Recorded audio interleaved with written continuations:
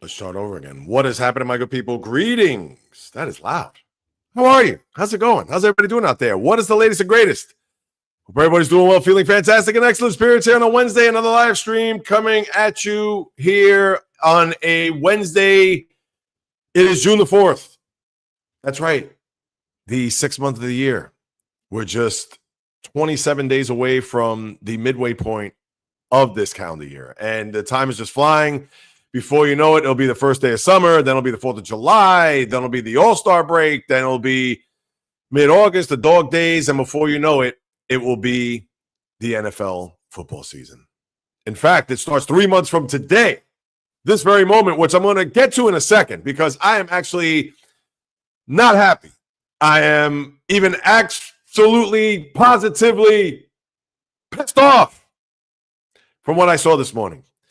And that's going to be the first thing I'm going to get into. But prior to that, I want to bring some coconuts and palm trees to the start of this live stream. So, of course, as always, for those who are watching on a replay, please leave a comment. Feel free. Whatever it is that you listen over the course of the next hour plus, if there's something that you disagree with, if there's something that you do agree with, please leave a comment. And for those who are on live, they know to leave a comment as I post them throughout the course of this live stream. But again, if you're unable to make the live stream, shame on you. You should be able to. If you're on the East Coast, it's lunchtime, you should be watching. If you're on the West Coast and it's the crack of dawn and maybe you're on your way to work or maybe having breakfast, you still should be watching. Of course, I'm kidding, tongue-in-cheek, I jest. But in all seriousness, if you are watching on the replay, please feel free to leave a comment. And if you haven't subscribed, I even implore you to do so because it's just going to increase the visibility of the podcast, or the live stream, I should say, and the channel. Podcast is coming at you tomorrow, which is also going to be, no doubt about it, 100% pure, and I hate to use this term, fire, because that's the only thing that's coming out on the top of my head right now. But I do want to stress that if you have not had a chance to subscribe to the YouTube channel or any of the podcast platforms that you listen to the podcast, please do so. Apple, Spotify, those are the two big ones, as we all know. But I do want to state that your participation, especially even in the replay, feel free. Leave a comment. I'd greatly appreciate it. And for those who are on live, share your comments. You know I post them up on the live feed. You know I love to banter back and forth. I love to get your thoughts. I love to know what's on your mind. And obviously, whatever it is that I say, what you have to retort with or follow up, agree, disagree, again, this is the whole point of this live stream because you get me right here for the next hour plus, hour and a half. One live stream, I believe it was last month, I went over 2 hours. So, yes, you never know what you're going to get here over the course of this live stream. So while you got me, please feel free to leave a comment. All right, I got to get this off of my chest because this morning, as I was preparing for the live stream, and I know the wife left for work, and with her having the TV on, she watched the Today Show in the morning. And then I'm flicking through just to kind of get an idea. I don't watch TV at all. I'm not a TV person. If it's sports, great. There may be a show or two that I'll get into, but I am not a TV person. But for whatever the reason, I started to bounce around. And I happened to go past ESPN. And I noticed that they had a graphic on the bottom of the Get Up show, which is between, I think it starts at 8. I don't even know what time it starts. But I know it was between the 9 and 10 a.m. hour. And what I saw during a commercial break on the graphic at the very bottom, it blew my mind because they were talking about how Caleb Williams is going to fare in his second year as a Chicago Bear.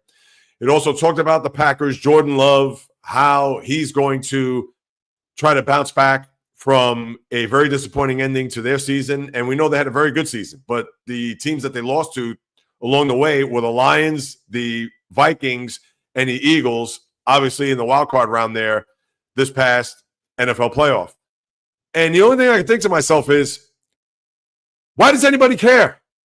Why does anybody care about football? And just like I mentioned a couple of minutes ago, and I get it, 3 months from today, it'll be September 4th, a Thursday night. The curtain will be raised on those aforementioned Eagles as the season will begin. The banner will be raised, not necessarily to the rafters, it's an open stadium, but to somewhere in the link to where they're going to have their second Super Bowl banner hanging. And I can wait till the football season. I'm certainly not geeked up, ready. And despite the fact that my team doesn't have a quarterback, all right, Mason Rudolph, okay. But why does anybody care about the NFL on June 4th? And it just boggled my mind. And then later on, as First Take came on, and I'm not a First Take guy. I do watch Wednesdays because of Mad Dog Russo in preparing for the live stream. But then they got to fast forward, talk about all the NBA stuff, which I understand, and I'm going to get to that next with Tom Thibodeau, etc. But they're going to start off the First Take talking about the NBA, and in the middle of that, they have to talk about the Cowboys because of what Brian Schottenheimer said about their Super Bowl aspirations and hope. I get it that the Cowboys are a lightning rod. I get it that where the owner on down, it is going to be sports talk fodder. But one more time, it is June 4th. No one, and I absolutely positively believe that nobody cares. Now, I understand everybody's geeked up on the NFL, fantasy football, the gambling. They can't get enough of it. It is a 12-month sport, despite the fact that right now, even with OTAs, I don't even know. They're probably over by now, or maybe they're about to get into OTAs. But who cares? They can have the OTAs in my backyard. I'm drawing the blinds. Wake me up when the season begins. Forget about even training camp. Forget about preseason. And I don't want this to be a thing that I'm getting on top of the NFL. It is not. But my point, just like you see there in the graphic, the sports programming and the sports media, it is just so NFL-centric, and it's just so wrapped up in what the Shield does that, think about this.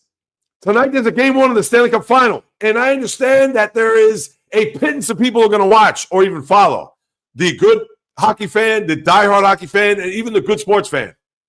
But it is a repeat of last year's Stanley Cup Final with the home ice in Edmonton, unlike Florida last year.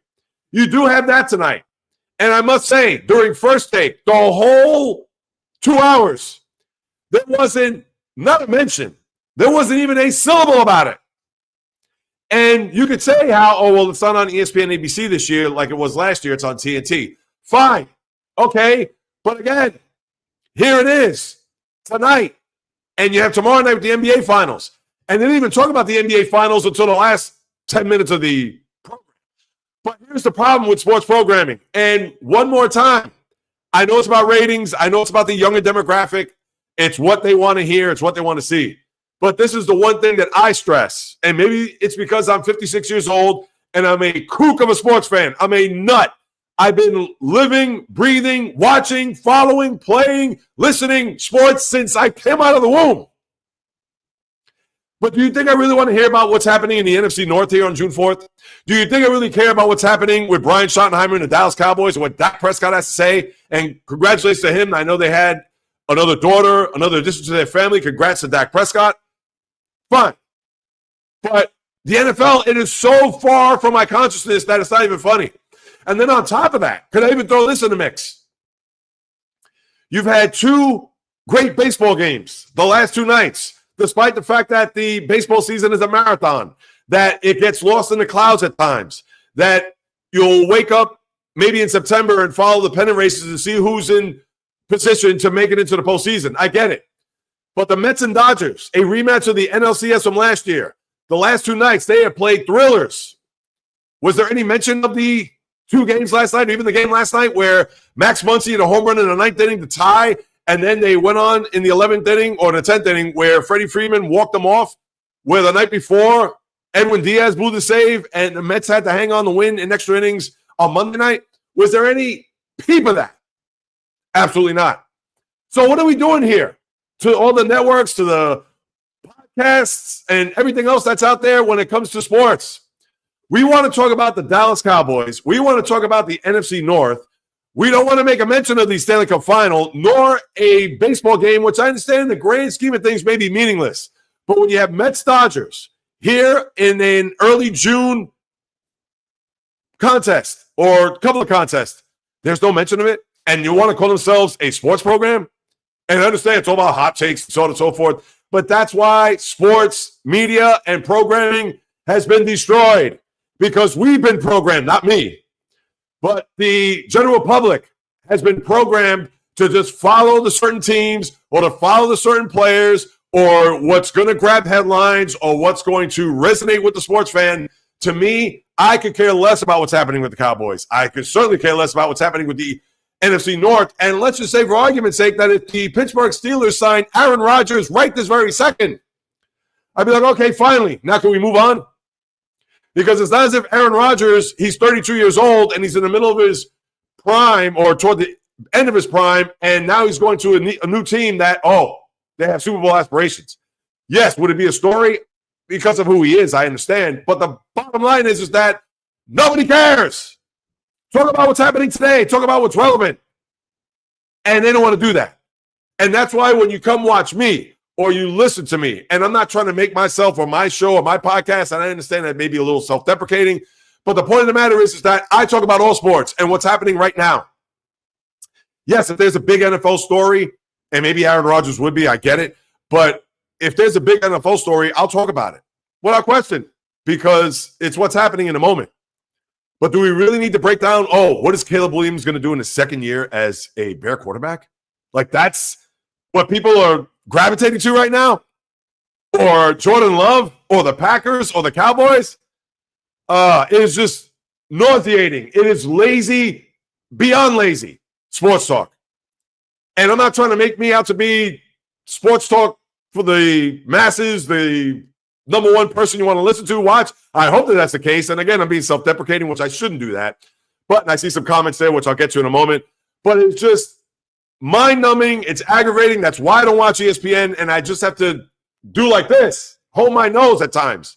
Because for the true sports fan, the real sports fan, the diehard sports fan, that's why they don't go to ESPN. And that's why I do not. If it wasn't for Russo on Wednesdays prior to this live stream, I would not watch. I don't care what happens there on a Monday, on a Tuesday, on a Thursday, or Friday. And quite honestly, I don't care what happens there on a Wednesday. I just like Russo going back and forth with Stephen A., who, of course, I've had my issues with over the months if you've followed me here on the YouTube channel or any of my socials. But it is just annoying to know that sports revolves around pretty much two sports or teams or personalities, etc., and it is just exhausting. And that's why I want to bring a fresher take to the sports landscape. It's not all about the NFL. It's not all about the NBA. Yes, I'm going to talk baseball. That's my first love. Yes, I'm going to talk about the Stanley Cup Final, which I'll get to in a little while. Yes, I'm going to talk about a bunch of different other things. French Open. You're going to have a very interesting final week here to French Open. And I get it. There's probably 5 people on the planet that follow tennis. And, of course, I'm exaggerating. But nobody is following what's happening at Roland Garros. I am. It's a major tennis tournament. It's one of the 4. It's the second one that we've had with Wimbledon coming up at the end of this month into July. And I get it. It's a niche sport. Not many people are going to rally around it. There are not many Americans that are leading the brigade other than maybe Coco Gauff, and you want to say Taylor Fritz, who got knocked out in the first round here in this French Open, among a couple of others. All right, understood. But guess what? I'm going to follow it. I'm going to absorb it. And just to know by watching that some shows don't even discuss what's happening in baseball. They don't even bring up that a Stanley Cup Finals tonight, just even get a hot second take.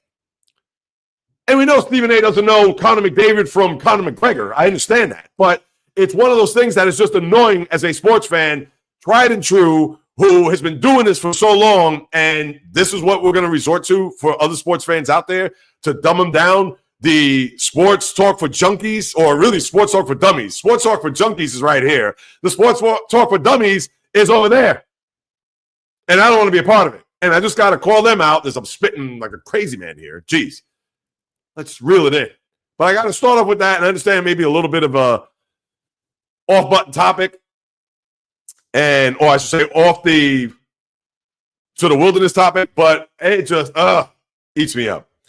All right, before I get to Thibodeau, let's see what we got here. Everyday Mets. Hey, Jay, what's happening, man? I'm glad that you joined.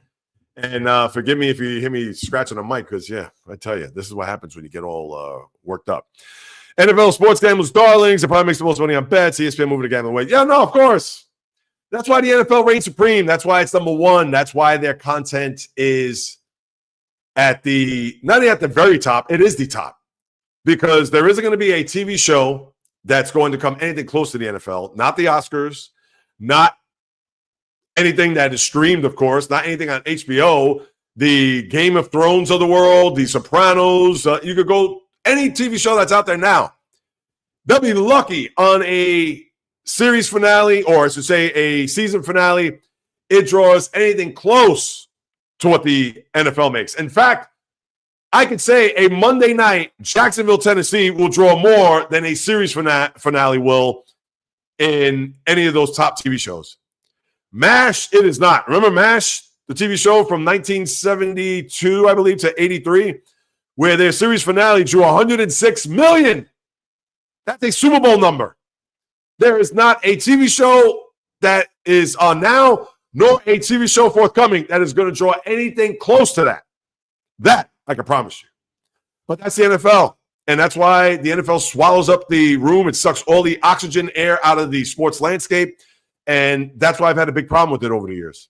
And I understand its popularity. I understand it's once a week. But it's not once a week anymore because it's not Sunday and Monday night. It's Thursday night. It's Black Friday. It's Thanksgiving. It's Christmas. It's, who knows, Veterans Day. It's, name it, Halloween. It doesn't matter. The NFL will suffocate the sports landscape, and it doesn't care who it leaves in its wake. And that's the problem that I have with it. And I get it. It's the world we live in. It's 2025. It's streaming. It's content. It's this. It's that. But the NFL, which was once special in my eyes, now they've worn the product thin. So enough of that. Let's see what Everyday Met says. ESPN, I know. Yeah, it's terrible.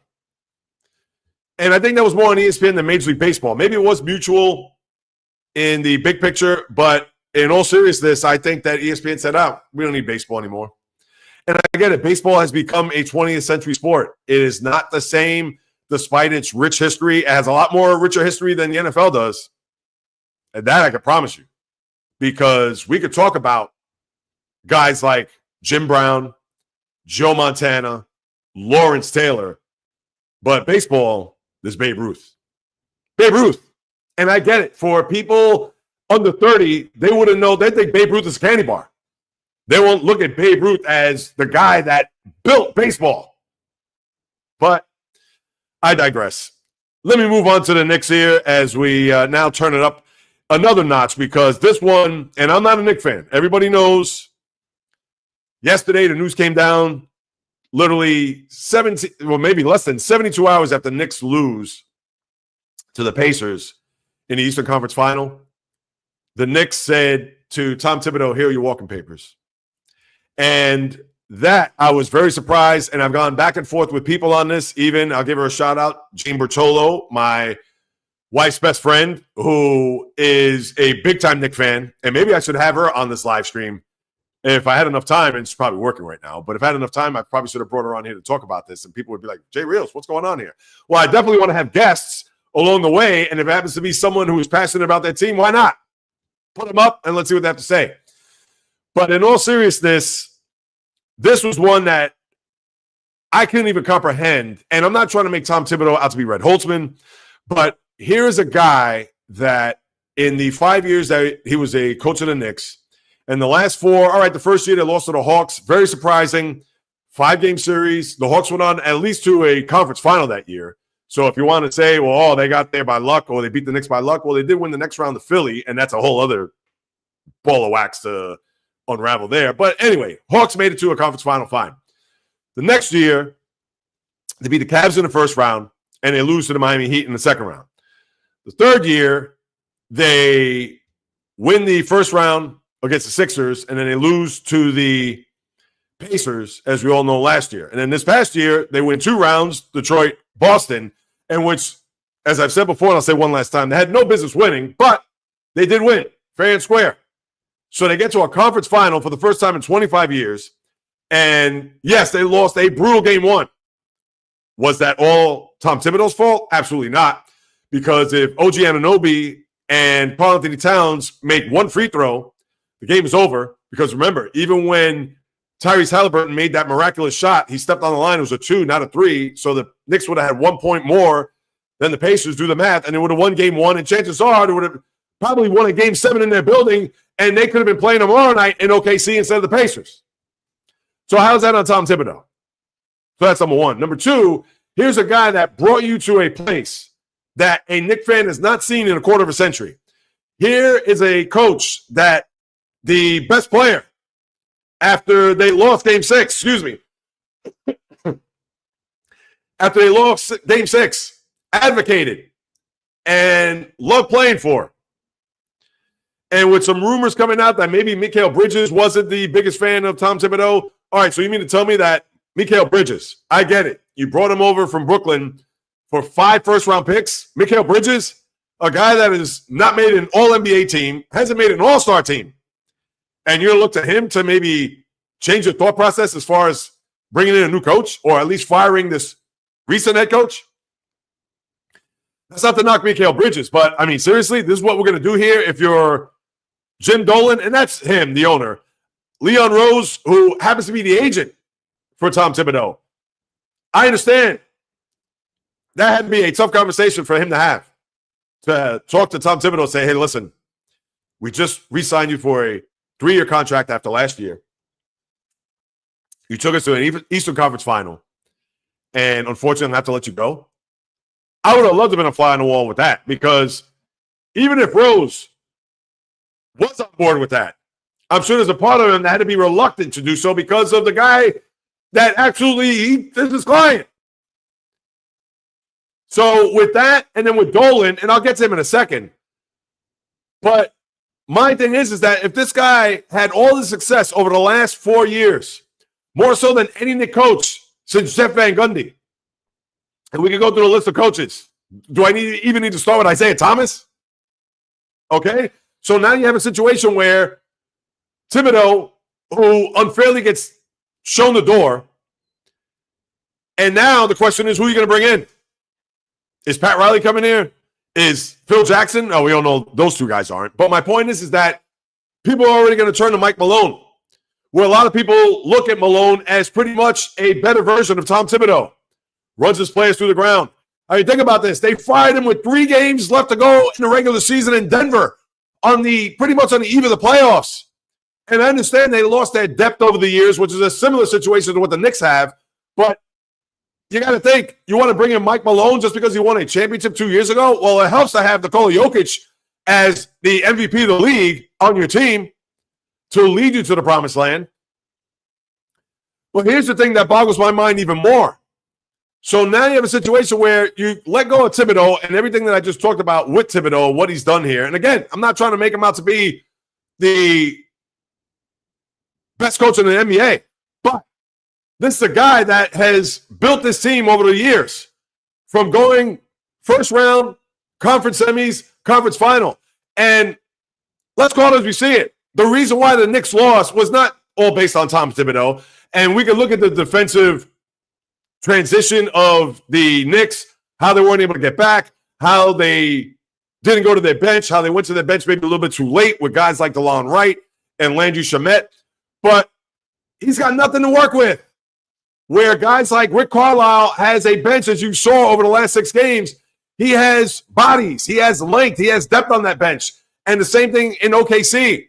That I talked about this a couple of days on the channel. If you watched my short on the Knicks and Thibodeau, how they actually could be the favorites to come out of the East next year based on them getting more depth, having a bench where they're just not going to rely on 6.5, 7 players, that they could go 8, 9, maybe even 10 deep for that matter. And I understand you have second apron stuff and all that, but you're not going to have a guy that's the 8th man, the 9th or 10th man. You're not going to pay him $10, $12 million. He's a guy that's going to chip in with 18, 20 minutes a game to give blows to guys like Karl-Anthony Towns, to Jalen Brunson, etc. Cam Payne is not cutting it. And I understand that there's not a bunch of good backup point guards, at least off the top of my head right now, that I could say that's on another team that you could bring on and say, all right, well, he's going to be a guy that's going to fill in for Brunson nicely. Understood. But at the same time, Cam Payne is not the answer. And as you saw, sparingly, he wasn't there to cut the mustard. So now you have a situation where Thibodeau's gone. Who are you going to bring in? And all the rumors with either Mike Malone, or now you have to hear about Jay Wright, because now you're going to have Villanova revisited, or 2.0, with Jay Wright, Jalen Brunson, Josh Hart, Mikal Bridges. Why don't you just get Dante DiVincenzo back? Maybe see if Ed Pinckney could be your assistant coach. I mean, this is, come on, really? Even Danny Hurley? I mean, it's just, come on. And now let's get to Dolan, because we all know he's a clown. We all know that he is just beyond petty. He's a guy that still hasn't ironed out the differences with Charles Oakley when he threw him out unceremoniously at the Garden several years ago.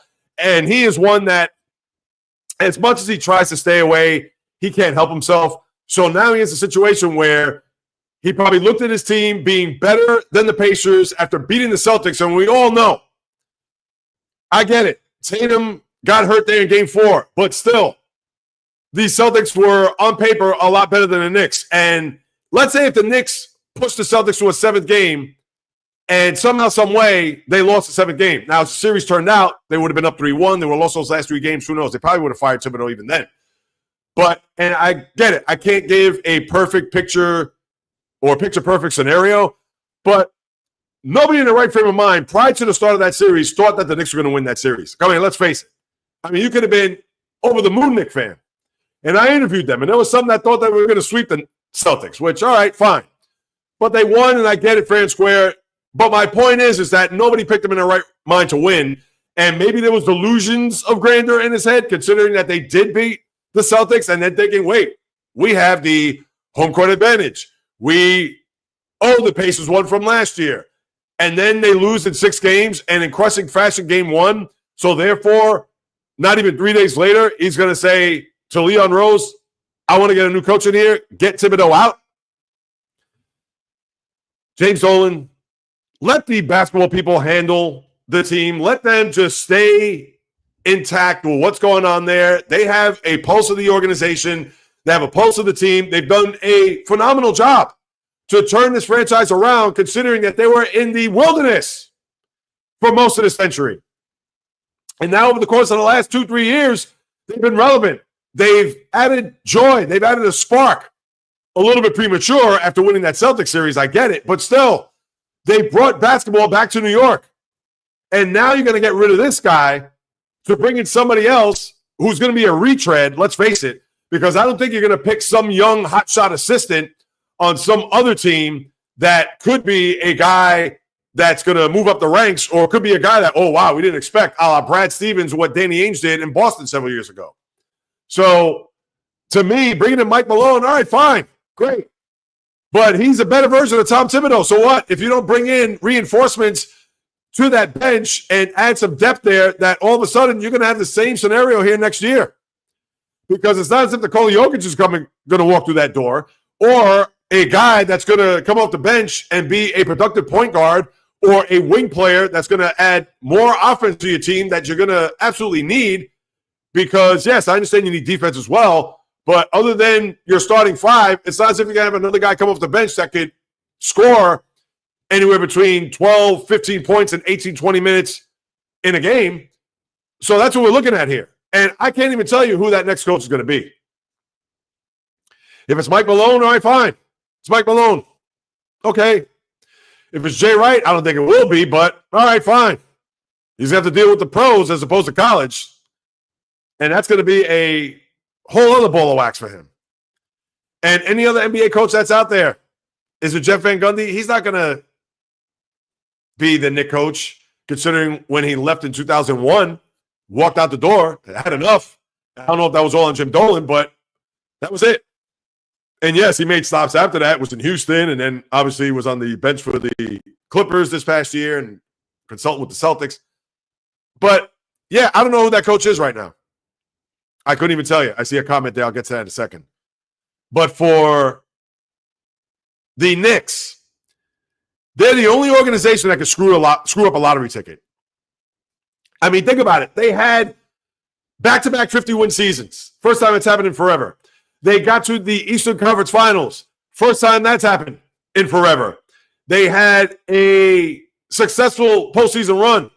Again, prior to Game 1 on April 19th against the Pistons, if I would have told a Knicks fan then that you're going to make it to Game 6 of the Eastern Conference Finals, they probably would have asked me, what are you smoking? They probably would have asked me, what are you drinking? They probably would have asked me, maybe you need to check yourself into a mental health facility. Because there was no way they were going to get past the Celtics. And if they did, they probably would have thought 4 games, 5 games against the next team. And in the likelihood, that probably would have been Cleveland. A lot of people would have thought. As it was, it ended up being the Pacers. So I don't want to hear this nonsense about that, maybe it was time.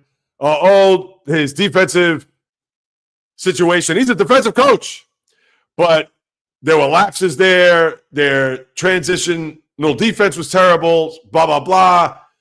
Maybe all those minutes that were logged throughout the course of the year and in this postseason where the starting five had the most minutes logged in the postseason.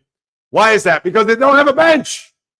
And I wanted to see what the Knicks front office is going to do to bring a bench, knowing what they saw here in this prior series, that they would have taken a look at that and said, all right, now we got the pieces in place. Now we have a few ancillary players that we can look at that will certainly help out the starting five and help out the coach.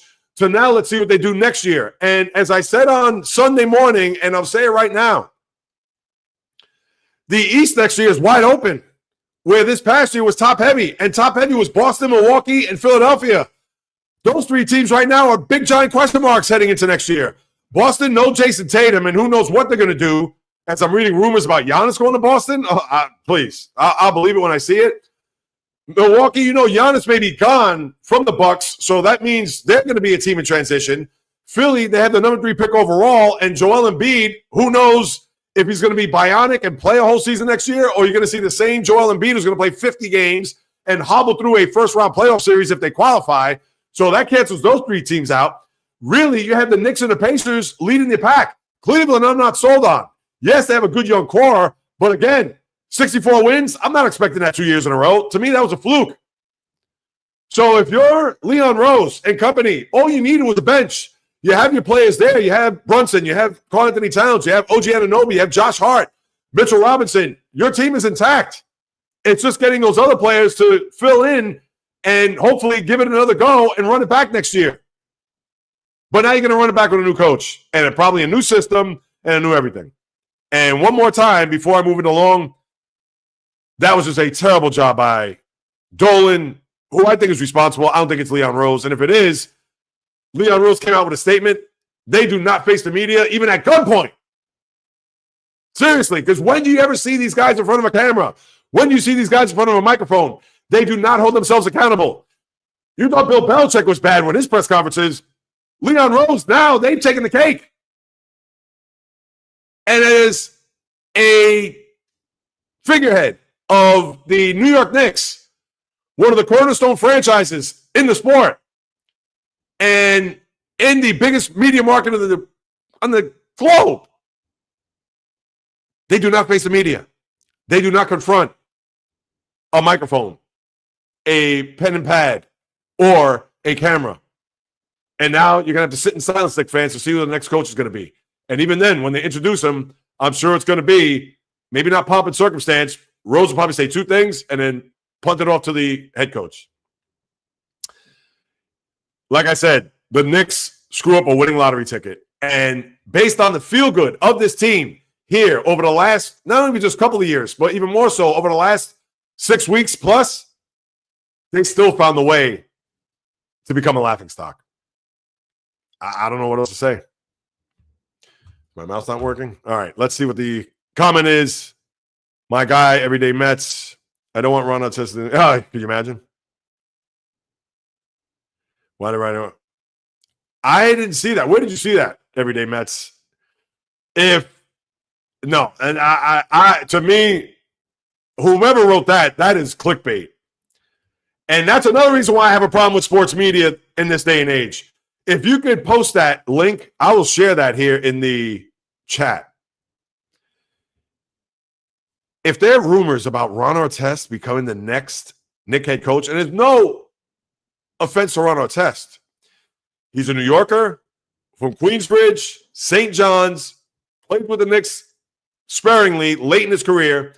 Obviously, everybody knows he should have been the first guy chosen by the Knicks when they chose Frederick Weiss. Remember him? I still see the dunk Vince Carter in the 2000 Olympics dancing in my head. But there is no way you could bring in Ron Artest. Has he even coached on any level professionally? Whether it's the G League, whether it's as an assistant in the NBA, college, high school, whatever. I haven't seen any report regarding Ron Artest being the possible next Knicks head coach. If that's the case, then what I said about the Knicks being a laughingstock right now, it would be times 10. And that's not a knock on Ron Artest. It's not.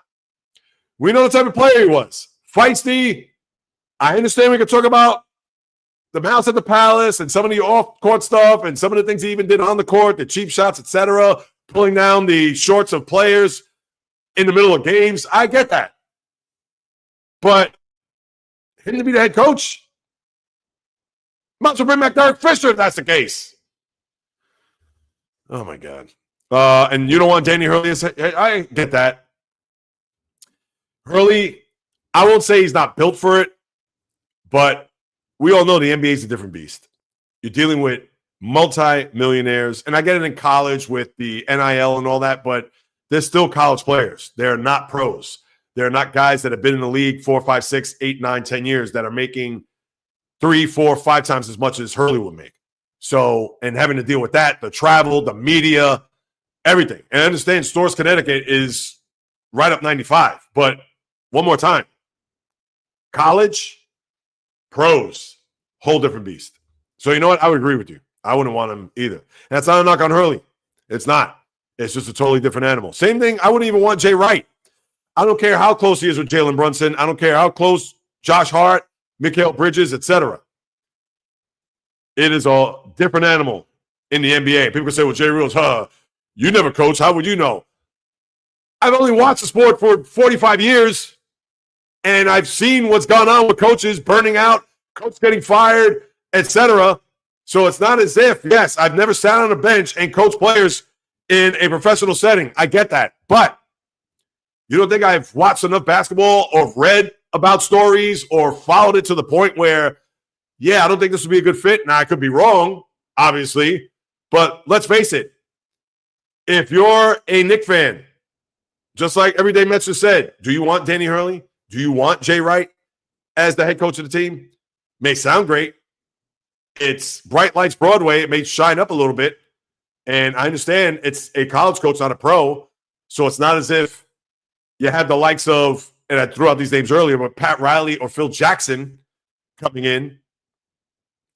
I know today on First Take, Jay Williams came out and said, Ime Udoka, which I get it. He wants to think out the box and kind of throw a curveball to people out there. And Jay, nice try. But do you think that the hierarchy of the Houston Rockets, after the year that they had, granted that they lost to the Warriors in the first round, but being a 2 seed in the Western Conference and having that young coach there, second full year coaching, where his first full year, he took his team to an NBA final in Boston and lost, and then took a Houston Rocket team that is young, that is green, no pun intended to Jalen Green, but is on the come up. And do you think the Rockets are going to say, yeah, we'll give you Ime Udoka? Sure, why not? And even Stephen A. Smith comes out and said, oh, you know what? I should have thought about that. Why think about it when it's not going to happen? The Knicks have no draft capital to trade to the Houston Rockets. What are they going to do? Give them $100 million for Ime Udoka? That ain't going to happen. So please, I mean, and again, some of these takes are just outlandish. Now watch it happen. Watch Udoka become the next Knicks head coach, and I'm going to look like a horse's ass. But still, I get it that shows hot takes and this and that, but it's asinine. It really is. If it's a situation where a guy's been in a place for a long time and maybe somehow, some way you could get out, similar to the rumors you heard about Mike Tomlin. I understand different sport, NFL, but a lot of people thought Tomlin, he's been there too long. Maybe his voice isn't being heard in the locker room as much. It's worn the players out, so on and so forth. That maybe he needs to change the scenery. 17 years in one place. If you want to say something like that, all right, fine. If there was an NBA coach that was there 16, 17 years. But 1 year in a place where he has a young nucleus, a young team that is going to listen to what Ime Udoka has to say and not a veteran-laden team that is just going to tune out the head coach, etc. Again, makes no sense. Trying to be out the box, trying to be cute, whatever. Sorry, Jay Williams. I got much respect for you, but that was one. And even Stephen A. would be like, oh, I should have thought about that. If I was on that set, I would have been like, you guys are nuts. You guys are off your rocker. And who knows, they probably would have shut my mic off in the process. But how will the Rockets in any way, shape, or form in their right mind, which is all of a sudden roll out a red carpet from Houston to New York to give the Knicks Ime Udoka. I would have said that, and they probably would have gone to commercial, and they probably would have kicked me off the set right then and there. But this is what you get when you watch these live streams on my podcasts. And I don't want to make it about me. I don't want it to be, I'm not that guy. You guys watch me. You guys know. But this is the problem that I have with these sports media and the programming, that everything has to be, it's awful. Clickbait and, Anyway, let me move it along here. The finals start tomorrow night, as we all know. And game 1, ABC, 8:30. Game 2 on Sunday, 8:30. I know the gaps between these games. I get it. It's almost takes forever. It should be Thursday, Saturday, Monday, Wednesday. Should be every other day. Or if you want to give an extra day off from leaving OKC to go to Indiana, it's not as if they're traveling 5,000 miles, but all right. But the way it's spread out, and the only back-to-back not it's a literal back-to-back, but the time frame that you have from game 3 to 4, it's the day after the next. So you have Wednesday game 3 in Indiana, and then Friday game 4, and then after that it goes every 3 days. But the storylines going into this, and I hate to say it, there aren't that many.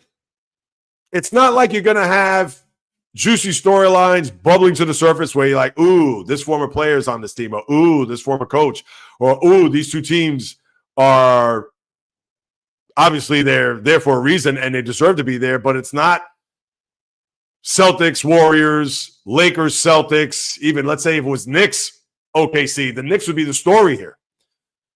But the big storyline right out of the gate is how much of an underdog the Pacers are. And I get it. OKC, 68 wins, their defense, their length, etc. And think about it. They're a carbon copy of the Pacers, but even better. But to me, there's a little bit of a lack of disrespect there on the Pacers because dating back to the Cleveland series where they won the first 2 games, and I get it, game 2 in just astounding fashion, but they've given the Pacers no shot. And even in the previous round where a lot of people thought the Knicks were going to win, and them having home court, better starting 5, Jalen Brunson, the clutch player of the year, whatever that means. But as you saw it unfold, now granted it should have gone 7 games based on what happened in game 1, but the Pacers did a number on the Knicks. Beat them pretty up. I don't want to say beat them up, but they beat them pretty well there in game 2, destroyed them in game 4, and destroyed them in game 6. So it's not as if they're not worthy to be in this NBA final. And the same can be said for the Thunder, where, yes, they went at it in a 15-round knockdown, drag-down heavyweight fight against the Nuggets, but bookended by a sweep over Memphis and a gentleman's sweep against the Minnesota Timberwolves. I get it that the odds makers are looking at this series as probably a sweep or a 5-game series. I'm going to give the Pacers a little bit more respect than that, because I've watched them closely here throughout this postseason run. Obviously, I saw them up close and personal. We're pretty much the same team last year when they got swept by the Celtics in the conference final. And, of course, I did watch Knicks Pacers in the conference semis. So I have a pretty good idea of how this team operates and how they play, led by their head coach, Rick Carlisle. So I'm not just going to totally dismiss them here, but to know that they are, and I said this even last week on the live stream and in the podcast, if the Knicks would have went to the finals, they would have been a ginormous underdog. And in this matchup where Indiana against OKC, I thought they would be a solid underdog. Solid is not the case. The Thunder are 8-1. Or I should flip that around. The Pacers pretty much have no shot because the Oklahoma City Thunder are minus 750, which in essence is 8-1. So you're not going to bet that. Because let's say if you have $100 and somehow, some way they lose, yeah, you're going to lose out on $750. Now, if you do it the other way around, where you pick the Pacers at $100 at $750 or $750, you're going to win $7,500. So that's how big of an underdog the Pacers are in the series. And yes, we can talk about SGA being the MVP, going up against the defense and the length of the Pacer lineup, because you know they're going to throw Pascal Siakam at him. You know they're going to throw I'm not going to say even Tyrese Halliburton for that matter, but they are going to do their best. Andrew Nembhard, not Nembhard, but Aaron Nesmith. He's going to be a guy that's going to probably shadow SGA throughout the series. And yes, I see some comments. I'll get to those. You know it. But my main thing here is with this matchup, yes, it's going to be offense versus defense when it comes to the Thunder against the Pacers. But a lot of people are forgetting, although there isn't a bona fide number 2 or even a 1A on Oklahoma City, but that team is like death of a thousand paper cuts. They don't have a top-loaded team, let's say like the Knicks, where it's Brunson, Towns, and then everybody else. Or in essence, even with the Celtics, it's Jason Tatum, Jaylen Brown, and everybody else. No, they have SGA, and we get it. He's the MVP. But they have Jalen Williams. They have Chet Holmgren. They have Lou Dort. They have Alex Caruso. They have guys coming off the bench where the name is Cason Wallace. And it's a team that is built like the Pacers, but even better. And that's where I think the Pacers, although I think they'll get their points, and although I think they'll win more than one game in the series, no more than 2, so you know where I'm going with my prediction. Now, would I be shocked if they get swept? I would be. I think if deep in my gut, this will probably be a 5-game series. Indiana's going to win 1 game because they've been disrespected throughout this whole run, and you know they're going to use that heavy underdog as bulletin board material. And that's not on Oklahoma City. That's based on what Vegas is looking at the series on a whole. So how I look at it is that when you talk about storylines and unpacking, there isn't really anything juicy that I could say, yes, because we would expect OKC to maybe not run the Pacers out of the gym, but pretty much set the tempo and win this series quite comfortably, meaning that they'll go up 2-0 in the series. They'll go to Indiana. The Pacers will win game 3. All right, yeah, they're back in the series. But then OKC wins game number 4, and then they'll polish off the Pacers in 5 in their building. And is that going to capture America? It will absolutely not. The Pacers need to steal one of these first 2 games. And if this is going to be any series, it has to go back to OKC even at 2. And no, not even at 2, where OKC blows out Indiana at home, and then Indiana takes care of home court, whether they blow them out in one of the 2 games or both of those games are nail-biters. Because the old adage, it's not a series until the road team wins. So if the Pacers somehow, some way steal a game 1, like they did against the Knicks in the previous round, or even against Cleveland, and they stole the first 2 games in both of those series, in Cleveland and New York, where they were up 2-0 going back to Indiana. Now, I'm definitely not expecting that, but if they get one of the first 2 games, and even more so get game 1. Why? Because think about the Denver series. When Denver stole game 1 against the Thunder, that made it a series. Because then Oklahoma City got the equalizer. They went to Denver, and what happened? They went up 2-1. Still a series. And even though they tied it and went back to OKC, but a lot of people were thinking, all right, well, Denver won game 1 there. Maybe they can win another one there. As it turned out, it wasn't the case, although the Nuggets had them on the ropes in game 5. But that's what's going to capture America if the series turns out to be that way. Because if it's anything but, or like the former that I mentioned, where OKC wins tomorrow night 125-101, and then they win maybe in a closer game, but OKC, the Thunder, in the 4th quarter go on one of those 18-3 runs, and then they end up winning 117 or 107, where people are going to think, oh, well, OKC had it in hand. That's not going to capture America. That's not going to pique the interest of the sports fan or even the basketball fan. The diehard fan will be there, but people are going to talk about who cares about ratings, who cares about who watches, whatever. We just want good games. Well, part of having good games is that it's competitive. And part of having a competitive series is that the road team wins a game to make it intriguing. Because a 2-0 series lead going to Indiana by the Thunder does not make any interest or any drama that's going to lead up to that. 1-1 will do that. 2-1 Oklahoma City going into game 4 will do that. OKC winning game 4 and then going to Indiana for or going to OKC for game 5, that's intrigue. And let's say the Pacers win a game 5 and they're up 3-2. Now you got America because they want to see Indiana beat OKC, the team that won 68 games, the team that pretty much, other than the second round, has cruised through this postseason.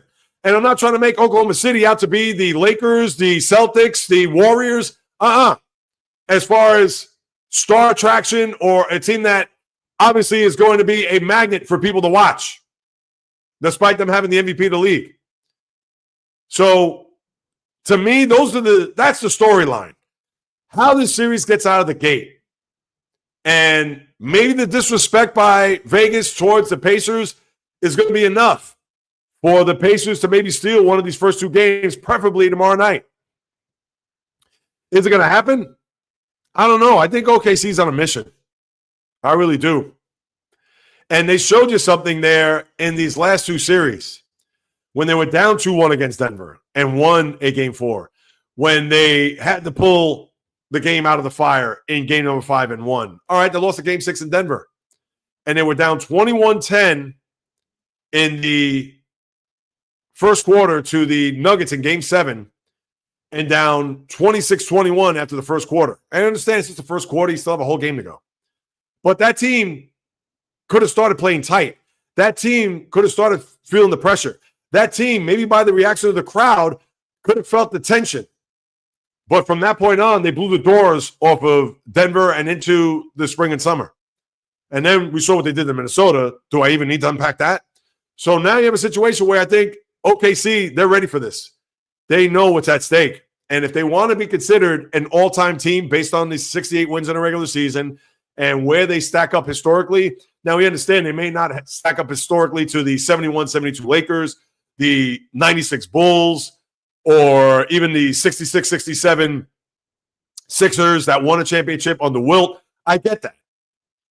But it's a situation where, yeah, they'll certainly be part of the conversation, and that starts for them tomorrow night. So as far as storylines, the ones that you really rally around, yes, we could talk about, how is SGA going to play against Indiana, especially if they're going to have Siakam and guys like Aaron Nesmith guard him. Or the other way around, Tyrese Halliburton. He's going to float in and out of these games. Will Lou Dort, Jalen Williams, Kason Wallace, Alex Caruso, are they just going to manhandle the Oklahoma City Thunder? Yes, and we could talk about that as a storyline or even just a factor in this series. Right, but there's not a lot of meat on that bone. I kind of hate to use that term, but there really isn't when it comes to the series. Yeah, you have a high-flying offense. You have a good offense with OKC, very methodical, to me, it's very textbook, led by the head coach, Mike Daniel. And if there's any storyline, maybe you could look at Rick Carlisle, who won a championship in 2011, going up against a young up-and-comer like Mark Daniel, or Mike Daniel. I get his name mixed up. It's Dagno. Although it's Daniel, I think of an old-time hockey player from back in the day. But how I look at it is that maybe there's a situation where Daniel feels the pressure of them being down 2-1. And Rick Carlisle, obviously, he's playing chess where maybe Daniel's playing checkers, and his name is Mark. I know I said Mike. I said Mark at first, but. So that could be a situation where, as these series unfolds, we can look at. But if I'm going to really look at storylines and something that is juicy or something that I'm going to uncover here, there isn't much. Not in my eyes. And I think OKC is going to win in 6. I was going to save that to the podcast tomorrow, but what's another day? I think the Thunder, I think they're primed for this moment. I think that they are ready to take that next step. That's not to say that Pacers are going to be competitive. I think they will be, but I'm not going to give them the disrespect that Vegas and maybe some other pundits or prognosticators will. I'll give them 2 games. But is it going to be a situation where the Pacers are they going to win their 2 games in games 3 and game 5 when it's too little too late? Maybe not so game 3 because it's 2-1, but how many of those series that we've seen over the years? And think about this before I pivot to other things. The last time the Pacers won an NBA final, I understand they were up against the loaded Laker team that was at the very beginning of that dynasty there in 2000. And they lost the first 2 games at Staples Center, and they did win a game 3, but they lost a crushing game 4 behind Kobe. And that was it. All right, they won a game 5 in their building because remember, at that point it was 2-3-2, where now it's 2-2, 1-1-1. So even if the Pacers go by the script of 2000 minus the game 5 at home, this game 5 would be on the road. And maybe a little bit of a shock, but we've seen it happen. We saw the Cavs win a game 5 in 2016 when the Warriors were up 3-1, if you recall. And we've seen that happen, but they'll end up losing a game 6. And I understand the game 6 will be on their floor, their home building. But still, we've seen those series play out in that fashion way too many times that would I be shocked if it happens again this time around? But maybe to the point where Indiana doesn't get game 5 in OKC, I can't say I would be. All right, let's check the comments real quick here. Everyday Mets, I appreciate you, my man. OKC in 4, I can see that. I'm not mad at it. And my guy, Zio, yes, I'm going to get to that. Very good series so far. And that was the problem that I had at the very start, if you didn't hear me from the jump, how these hot take shows and all these shows that claim they're sports shows, and I don't want to hear, oh, well, we have to talk about this sport. Oh, we have to talk about the NBA, whatever. That's fine. You can talk about the NBA. You want to throw in the NFL for 2 seconds? Fine. Mets, Dodgers. I'm going to get to that in a second, but I'm going to hold that right there, so just keep me there because I have to get to this next thing. And, all right, I may not unpack it the way I do with the NBA, but tonight, where these sports talk shows didn't even give you a syllable about the Stanley Cup Finals. And tonight is game 1. And I get it, I'm sure you're sick of Edmonton considering they knocked you out for the 4th straight year, or 3rd straight year, I know for sure. Well, back-to-back, I could say. I don't know about that 3rd year. No, the 3rd year, because Edmonton went to the conference semis that year against Vegas and lost 3 years ago. Or 2 seasons ago. You know how it goes. But tonight is game 1, and you want storylines? Here are your storylines here. Obviously, they played each other last year. Panthers 1-7 after being up 3-0 against Edmonton. Storyline number 2, the home ice is now in Edmonton, not Florida. So let's see if the home ice shifts to where Edmonton jumps out to, let's say, a 2-0 series lead. The style of play, Edmonton is all about finesse, where the Panthers, rugged, rough, not rough back to the 70s, 80s, 90s, but rough in a sense where they're going to come at you in waves. They have talent abound. They have goal scorers. They have gamers. And we know that they're going to try to throw their weight around and finish checks against this Edmonton Oilers finesse team. Also, on top of that, the invisible superstar, as I call him, a guy that he could walk through the streets of Manhattan with his jersey on and name in the back and everything, and nobody would know who Connor McDavid is. And I'm not an Edmonton Oilers fan. I am not I'll say I'm a supporter and a fan of Connor McDavid. How could you not? But I don't want people to think that right away I'm on the Edmonton Oilers bandwagon. Because if you've watched my podcast and listened to the podcast over the years, you know I have nothing but the utmost respect for this guy. A guy who's won 5 scoring trophies for the most points in the sport and has won not 1, not 2, 3 MVPs. A guy who is right now, it's not Sidney Crosby, it's not Alexander Ovechkin, and it's not Connor Bedard at the very moment. He is a guy. I understand in certain cities, they may say Nathan McKinnon, they may say Nikita Kucherov, they may say somebody else as far as being a top player or maybe even the face of the NHL, excuse me. My bad. The face of the NHL is by far, it's not Austin Matthews either, it's Connor McDavid. And he is the invisible superstar because nobody knows who he is. Unless you watch hockey, know hockey, follow hockey, or you're just a kook sports fan like yours truly. Or even a good sports fan. I'm sure they know who Connor McDavid is. And knowing that he was this close last year to winning a Stanley Cup and fell short, and now he has another chance, another opportunity. The guy who has had all the hardware that any player could absolutely imagine, including the Conn Smythe Trophy last year. Jay Reels, what is a Conn Smythe Trophy? I don't know what that is. Oh, it's only for the playoff MVP. And he did it on a losing team. So to think, he got the trophy that every player, I'm sure, as a boy covets when winning a Stanley Cup, to be known as the playoff MVP. And here it is, last year, in a losing effort, Connor McDavid won that award. And I'm sure he probably looked at that award over the last 351 days to say, I don't want that award. I want that award to come along with a Stanley Cup. Because, let's face it, I'm sure deep down in his gut, it meant nothing. All right, it meant that he got to a cup final, and they were down 0-3 and came all the way back, and it would have been historic. But it didn't happen. And now that I had to sit with him over the last almost year. And now he has a shot at redemption. He has a shot at revenge. He has a shot at the team that took it away from him last year to do it to them this year. If those aren't juicy storylines, then I don't know what is. And that's what the NBA doesn't have to what the NHL does have. And I get it. There aren't many hockey fans out there or people that care about the sport. But again, it's a final. I have to talk about this. This is front and center.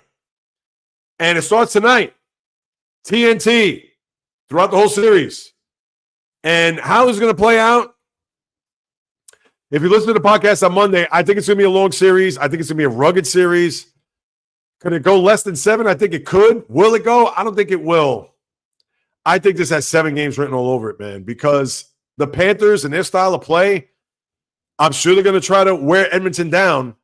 And I made this comparison, and I understand it's a bit of a stretch. So for those who want to go back in the archives, again, and I lived it, 1983, when the Islanders were about to go for their 4th straight Stanley Cup, and they played the Edmonton Oilers that year. And in winning that Stanley Cup, they did it in dominating fashion behind Billy Smith, who was the Conn Smythe Trophy winner, the goaltender of the Islanders. And they swept the Edmonton Oilers out into the Long Island Sound. Wayne Gretzky, Yari Curry, Mark Messier, Glenn Anderson, Grant Fuhr, Paul Coffey. The team was littered with not just all-stars, future Hall of Famers, led by the head coach, Glenn Sather. And what happened the next year when they played, faced off again one another, Islanders and Edmonton? Now, the Islanders were going for history, 5 in a row. If you recall, the drive for 5. And they had a brutal stretch. They lost a white knuckler 5-game series to the Rangers in the opening round. That went into overtime, where the Rangers scored a goal in the final seconds, and a controversial goal at that. Now, they beat the Capitals in the second round. All right, fine, no problem. But then they were down 0-2 in the conference final to the Canadiens, and they had to win the next 4. They split the first 2 games on Long Island, where they won 6-1. They go to Edmonton, and that was the first year of the 2-3-2. And what happened? After the Islanders went up 2-1 in the game 3, on a power play goal by, rest in peace, Clark Gillies. It was the move that changed the landscape of the series and pretty much the Edmonton Oilers franchise. Where on I believe it was a 2-on-2, where Mark Messier came into the offensive zone and deked Gord Dineen out of his skates, which is tantamount to a player breaking another player's ankles on the court.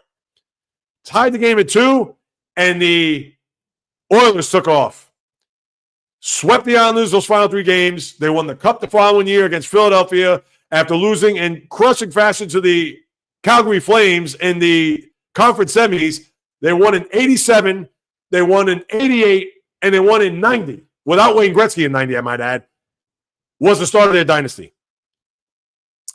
And I give you a little history lesson for me to say, not to say that this is going to happen this time around where they're going to win in 5 games, but I think the lessons learned from last year, similar to what Edmonton learned in 1983, I think it's going to apply to here. And then also, you have to throw this into the mix too. Despite how game, despite how tough, despite how gritty, despite the champions that the Panthers are, this is their 3rd straight Stanley Cup run. And the wear and tear has to be on that team. And that's not to say they're going to peter out. That's not to say that they're just going to hand the cup over to the Edmonton Oilers, because I'd be shocked if this series goes less than 6 games. Either way, whether Florida wins in 5 or Edmonton wins in 5. But you got to wonder how much gas is left in their tank. You can say, well, Jay Reels, they made it to a cup final. Of course there's gas in the tank. Well, what happened there with the Tampa Bay Lightning a few years ago when they won back-to-back cups and they lost to the Colorado Avalanche in the Stanley Cup final? Of course, Colorado was better. I understand. But you mean to tell me that the Lightning weren't running out of gas even at that point? And you have to wonder just a little bit whether or not is the tank refueled there in Sunrise for this Panther team. So tonight, I think it's going to be a great game. I wouldn't be surprised if Florida comes out of the gate flying. I wouldn't be surprised if they win game 1. And, of course, I could see this being a split going back to South Florida, and I'll even predict that. Do I think Edmonton will win or could win the first 2 games? Absolutely. And I think it would be a statement if they do, because that means that if they're up 2-0, and mind you, Edmonton, since losing those first 2 games to the LA Kings in the opening round, since then, they're 12-2. So that's why I picked them to win this final in 7. I think it's going to be tooth and nail. It's going to be hard fought. I'd be shocked if it's anything less than 6, like I mentioned. I could see it being 6. And if it is 6, I think Edmonton, and that would be a cherry on top, to think that if they're up 3-2 going back to Sunrise, knowing that they have a shot to win the Stanley Cup there, as much as I'm sure they'd want to win it at home, but knowing that they lost the cup there last year, it would be poetic justice for them to win the cup there this year. But I'm going to predict them to win in 7 in a long series, a hard-fought series, and then Connor McDavid will be your MVP and will finally be a Stanley Cup champion. All right, now let me get to a couple other things before I bid adieu. Bio, if you're still with me, and this is what I was about to get to before, but now I could segue into this. I understand it's June 4th. I get it that it's the middle of a long baseball season. And games in June doesn't necessarily mean it's going to translate to October, where we did see the Mets and Dodgers play against one another last October. And could we sit here and say that these 2 teams are going to meet in another league championship series? Can't say that. We know baseball's a crapshoot. Anything can happen. I'm sure the baseball executives and the fan, they would love that. But I think there's also a fraction of other fans that would say, I don't want to see New York, LA anymore. I've seen it enough. We just saw Yankees, Dodgers over the weekend.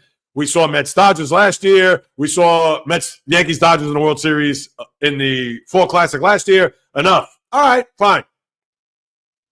But what you witnessed there in these first 2 games of this series was playoff-like against the behemoths of the National League, which will beg the question afterwards, which I'll unpack.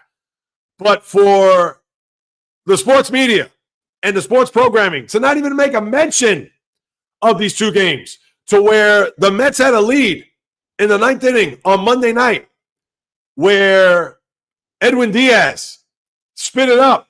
Now, I understand he's pitched good this year, and he's blew his first save there the other night.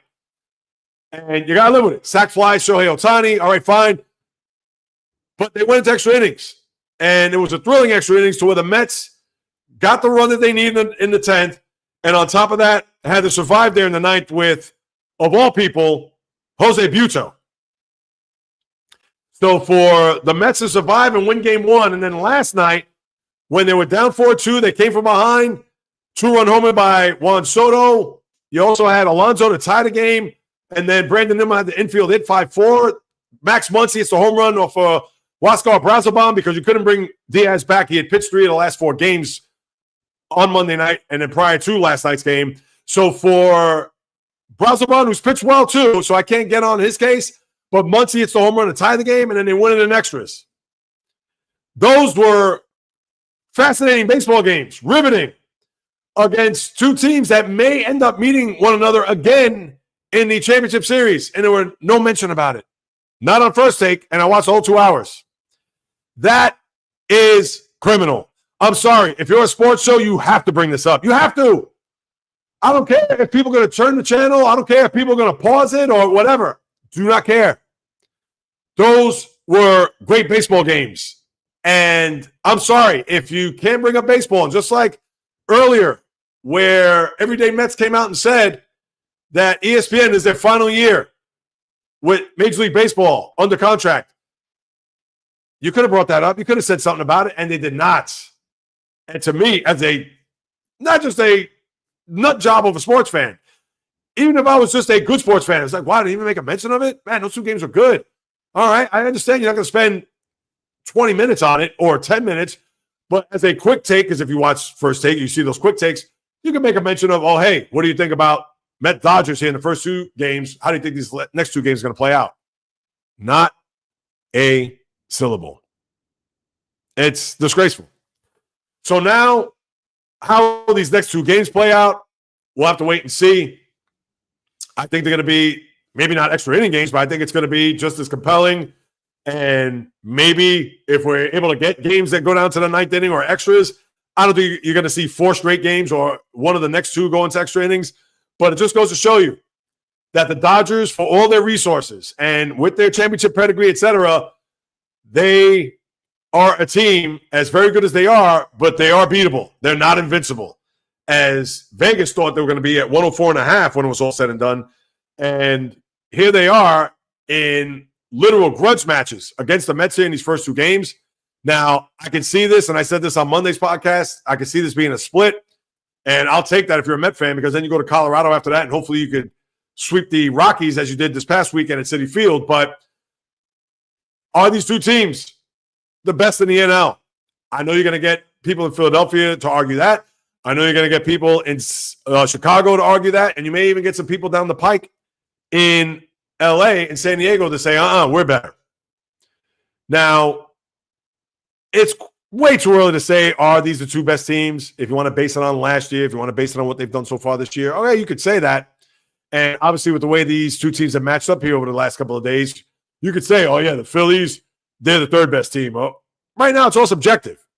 But what we've seen here, and not only just in these 2 games, what about the games at Citi Field, where the Mets were down 5-2 in the 9th inning, and Tanner Scott, who I understand pitched last night and got the win, but it's not been good. But the Mets came back tied, and they lost in the 13th inning there on that Friday night. Or the 2 close games that you saw on Saturday and Sunday over Memorial Day weekend. And then you have these 2 games.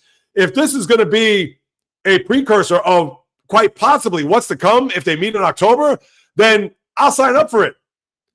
Now, let's just hope that the Met pitchers don't walk 40-some-odd batters as they did in the NLCS, which is one of the main reasons why the Mets gave up a zillion runs to the Dodgers in that series. But, man, this has been a delight for the baseball fan, obviously for the Met or even Dodger fan, and I can only hope that these next 2 games are going to be as competitive and as compelling.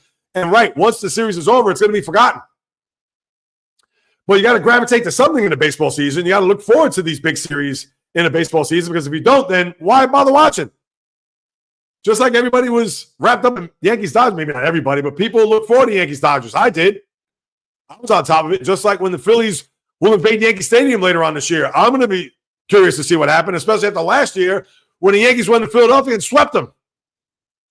I understand what does last year have to do with this year. I get it, but as a baseball fan, you remember. Again, you're talking to a kook here. This is why I do what I do. I love what I do. So, what more can I say about that? And then I'm going to close out with this, and going back to a niche sport, whatever, but I'm fascinated by these 2. One is a guarantee, the other isn't just yet.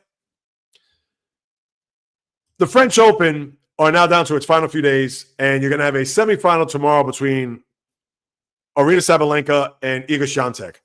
Świątek has won the last 3 French Opens and 4 of the last 5.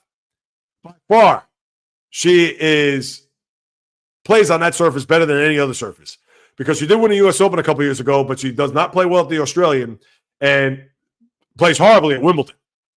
So this is her domain. I get it. And Sabalenka, who is a number 1 ranked women's player in the world, previous champion of other tournaments, but now you have these 2 going at it, and it's not even a final. It's a semifinal. So how that's going to unfold tomorrow, to me, is going to be fascinating, on top of Coco Gauff, who beat Madison Keys in 3 sets. And then the other matchup you had Mirna Andreeva, who lost to Lois Boisson, who is a French player. So talk about home court advantage for her. So you have Goff going up against Boisson, who I'm sure everybody in Paris is going to flock to watch that match and root for her to get to a final and win. So that's going to be fascinating in its own right, because Coco Gauff, who won the one U.S. Open 2 years ago and has not done much since, has made a semifinal, I think in Wimbledon, but has not been able to get to a Grand Slam final and win since winning that U.S. Open. So to me, this is going to be a huge match and a lot of pressure on her, because she's going to be an overwhelming favorite to win and advance to a final against Sabalenka or Swiatek. And for Boisson, who everybody's going to root for, not only just in the city, but in the whole country.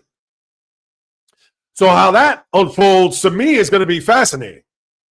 And you think First Take or any of those shows going to touch on that? I get it. It's tennis. So I won't get too crazy about that.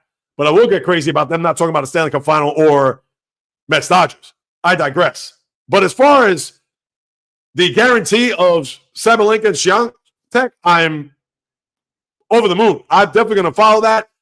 I believe that matchup is going to be early tomorrow morning, so I have to get up extra early to watch that. In fact, I'll be up, and who knows? I got to check the time on that, because it could be on while I'm recording. So I'm going to have to keep my eyes on both as much as I can. Maybe I'll have it here up on my monitor so I can peek at it from time to time. But that, to me, and I get it, there's 5 of you out there that probably even care, let alone will watch. But I'm riveted by that. And then the non-guarantee, but what everybody's hoping for, is a final between the number 1 ranked player and the number 2 ranked player in the world, and that's Jannik Sinner and Carlos Alcaraz, respectively. And now you have a situation where you have matches where you're going to have Novak Djokovic, how can you forget him, who's going to go up against Alexander Zverev, who is on Sinner's side of the draw. So if Sinner, who's going to dispose of, I forgot who's going to play off the top of my head, it'll come to me. Oh, is it Mazzetti, the Italian? Sinner will likely face probably either Zverev or Djokovic, but I'm sure a lot of people want to see Djokovic there. And Djokovic at 38 years of age, is he going to have enough to outlast the young Sinner, who is, again, number 1 ranked player in the world? And then with Alcaraz, he has an easier side of the draw, where Alcaraz, if he gets to a final, whether it goes up against Djokovic or Sinner, but I want to see Sinner because those are the 2 heavyweights right now, not because they're ranked 1 and 2, but that could be the next great tennis rivalry in the sport. And I get it. You'd rather have an American player there to rally around, someone that you can hang your hat on stateside, but there isn't a guy like that out there. There's no Taylor Fritz. He's long gone. Francis Tiafoe, Tommy Paul got bounced by Alcaraz. So, yeah, you don't really have a guy that, other than Coco Gauff, that if you watch the women's tennis, at least you could rally around her. But for the men's side, does anybody care about Sinner, who's Italian, and the Spaniard that is Carlos Alcaraz? To me, I could care less where they're from, but I understand there could be a bias where you want to have a guy, whether your name is Pete Sampras or Andre Agassi or Andy Roddick, that you could say, oh, that's my guy. That's the guy I root for that I know could get to a final and win. The men's side doesn't have that.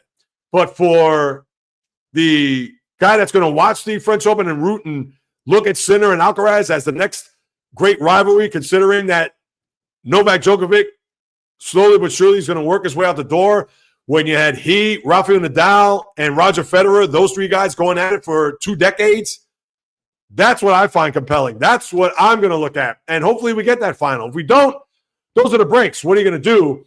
And with Alcaraz being the defending champ, I think that, not to say he's destined, but he's going to get to a final. And if it's against Sinner, I think he'll win. Sinner on the hard court, a lot better player than he is on the clay, although he's been very good here throughout the course of this tournament. But at least for me, yours truly, I'm going to be wrapped up in it. I don't know if anybody else will. If you have a comment about it, say, Jay Reels, no tennis next week, please. I only bring it up because it's relevant. It's what's happening. I didn't even talk French Open last week. And mind you, I was sitting on my sofa as opposed to the hot chair at the desk.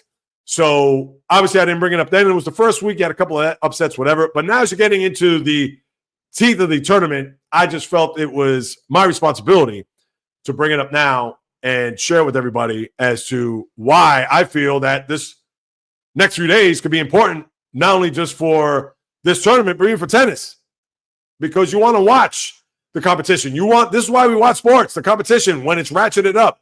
And I get it, tennis isn't for everybody, but for those who do watch or for those who do follow sports, even on a casual level, maybe you'll say, oh, wait a minute, let me see what it's about. Oh, wow, Alcaraz? Yeah, I did see him win Wimbledon's of years past, and obviously the French last year, etc.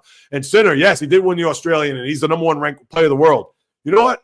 I may not watch, but maybe I am curious to see who wins, because Wimbledon is just a month away, and the final will be technically about 6 weeks from this coming Sunday. So, yeah, it's coming at you, people. The sports world is going to start to die out here. Once these Stanley Cup and NBA finals are signed off, you're going to have baseball. You're going to have the U.S. Open golf, which is a week from Thursday. And then you're going to have the U.S. Open tennis at the end of August, but that's a ways away. And you're not going to have much. So, of course, I got to rally around some things to discuss as we get through and navigate the sports landscape. So that's why I bring you to tennis. If I bored you to tears, my apologies, but it's not my doing my due diligence to say that I talk about all sports and just leave tennis off to the side. What more can I tell you? And I see a comment there before I sign off. Everyday Mets.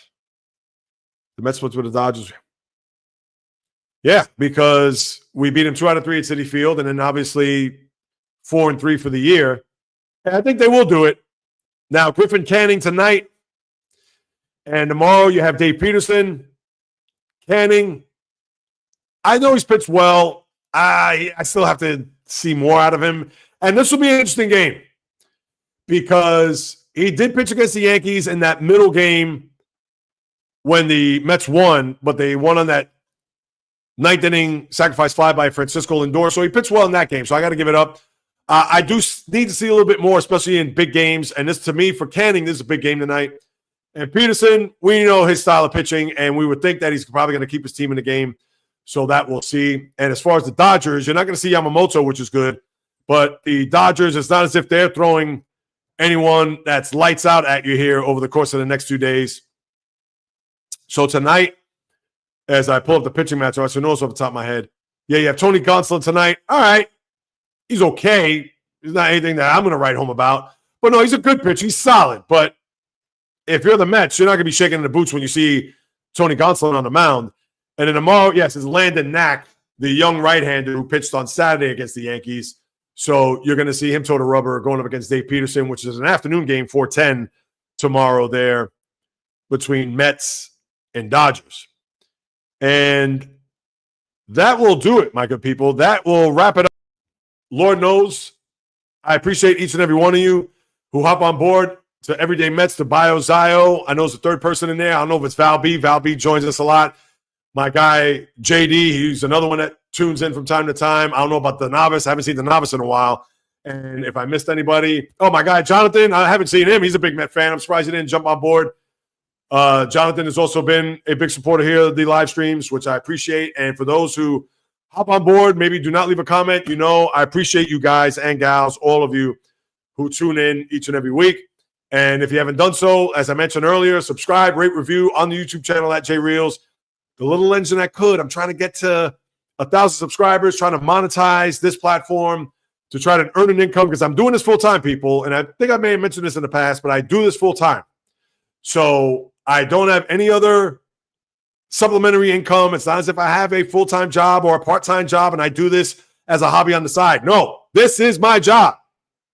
So I got to start earning some income. And I know there's other platforms I could use to start generating, but I'm trying to find not the right one or the perfect one, but there's a lot out there. And I want to make sure that there are no fine print. I want to make sure that whatever I tie myself into, that I'm not locked in, that I can't break away, that I can, all those things. So as an independent podcaster, content creator, I'm trying to navigate this as best as I possibly can. So yes, with your help, by subscribing, rating, reviewing, throw me a few stars, write a review on Apple, Spotify. Please do that, people, because it'll increase the visibility of this live stream, the podcast, the channel, etc., on all avenues. And it would be just a malpractice on my part if I didn't thank you for your support and for your participation. And please send it to your family, friends, foes, frenemies. Take a screenshot, send it to them, post it on social media, even tag me on it. Instagram, TikTok, Facebook, the J Reels Podcast, or even J Reels on Instagram. Twitter, J Reels 1, just a number. If you want to hit me up with a question, comment, suggestion, the J Reels Podcast at gmail.com, the old-fashioned way. I'll be more than happy to follow up with you guys and gals. Because whether you do or do not know, people, this is in the blood, in the DNA, as I like to say. Talking sports is birth. You know the passion, you know the fire, you know the energy. You heard it at the very top. You heard it throughout, I'm sure, as I babble along. And thank you for letting me babble and listening to me and supporting me, as I'll say it one last time, because in the blood, in the DNA is sports. This is why I quit my job to do this full time, to share my passion, my knowledge, my credibility, my fury, energy, fire, with talking about anything and everything that happens on the world of the diamond, ice, gridiron, hardwood, golf course, racetrack, tennis court, boxing ring, octagon, you name it. From my lips to your ears, from my heart to your soul, from where I am to wherever you are. The J Reels live stream always comes at you live, correct, direct, and in full effect. Any last comments? I know I usually say that at the end before I sign off real quick. I didn't go through my any last thoughts in the chat room. Going once, going twice, going thrice. Of course, like I mentioned, subscribe, rate, review, like, comment, live stream every Wednesday. I know you see it at the crawl at the bottom, of course. Latest edition of the podcast coming tomorrow, 12 noon. Maybe a little bit of what you've heard here today, especially with the NBA Finals, as it's game one tomorrow. But you'll get a review of game one tonight in the Stanley Cup Finals. You know I'll be on top of that. Mets Dodgers we'll talk about. And whatever else is happening in the world of sports, you know I got you covered. So please do that. One more last thanks. And if you watch the replay, you can always leave a comment. You know that, people. As one more time, the J Reels live stream always comes live, correct, direct, and in full effect. From the South Bronx, the South Beach, the South Central, the South Pacific, and all points beyond. Peace, love, and God bless everybody.